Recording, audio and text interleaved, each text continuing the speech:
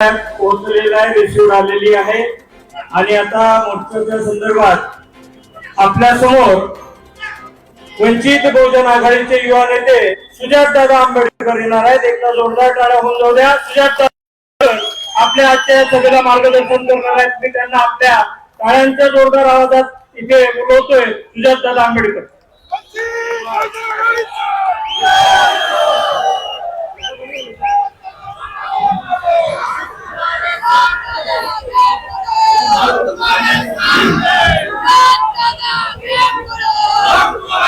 Doctor Babasaheb आंबेडकरांचा, भारतीय संविधानाचा जय जय जय जय जय भीम, जय जय जय जय जय भीम. समतेचे विचार रुजवणाऱ्या सर्व महामानवांना त्रिवार अभिवादन करतो.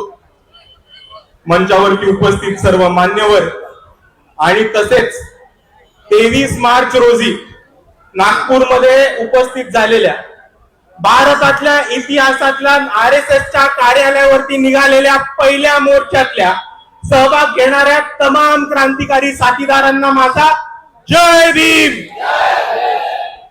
मित्रांनो, आज आपण जरी RSSच्या कार्यालयावरती मोर्चा काढत असलो तरी एक गोष्ट आपण सर्वांनी समजून घेतली पाहिजे की आपण RSSच्या विरोधात मोर्चा काढत नाही आहोत.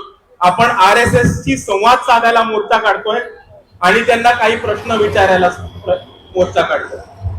आणि आपलं म्हणणं एवढंच सोपं आहे की आता जे सरकार स्थापन झाली, आताचे जे पंतप्रधान आहेत त्यांना RSSनी सत्तेत बसवलेले आणि आताचे जे पंतप्रधान आहेत ते जेफ्री एप्स्टीन फाईल मध्ये त्यांचं नाव आल्यामुळे त्यांचे हात हे दगडाखाली आलेले.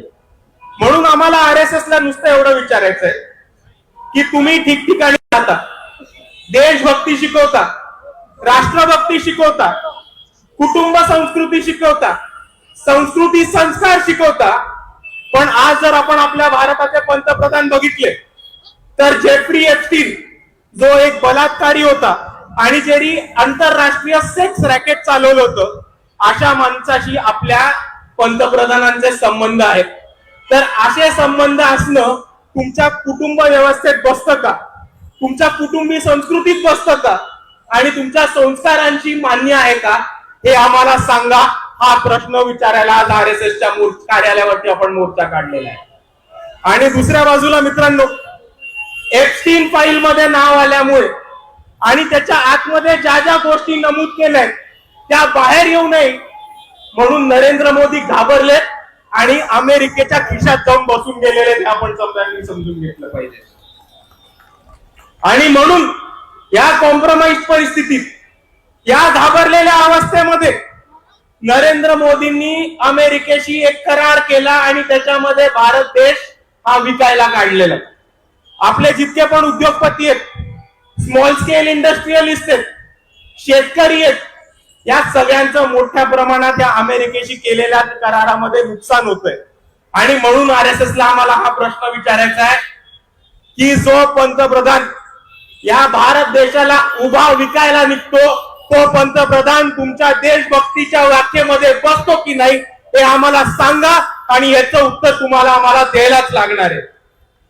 आणि म्हणून मित्रांनो, आज या मोर्चाच्या माध्यमातून आपण RSSला हेच सांगायला चाललोय की सत्ता तुमची आहे, पंतप्रधान तुम्ही बसवलेत, खासदार तुम्ही बसवलेत, घरोघरी प्रचारक तुमचे जातात, भाजपसाठी मत मागतात. अर्धी RSS मधलं निघालेली लोक ही बीजेपीची टॉप लिडरशिप आहे. आणि तेवढंच नाही तर पंतप्रधान तुमच्या इकडे येतात, शस्त्रपूजा करतात आणि सरसंघचालकांच्या पायात सुद्धा पडून जातात. आणि म्हणून आम्ही RSSला एवढंच सांगतो की 5 वर्ष सत्ता तुमची आहे, सत्ता तुमच्याकडेच राहणार आहे, पण या देशातल्या मुली पळवणाऱ्या, एका बलात्काराशी संबंध ठेवणाऱ्या आणि या भारत देशाला उभा विकणाऱ्या पंतप्रधानाला तुम्ही पाठिंबा देणार आहात का? का तुम्ही सच्चे देशभक्त बनून या पंतप्रधानाला हटवणार आहात? एवढं आम्हाला सांगा. आम्ही तुमच्या उत्तराची वाट बघतो. एवढं म्हणून मी माझे 2 शब्द थांबवतो. जय भीम, जय संविधान.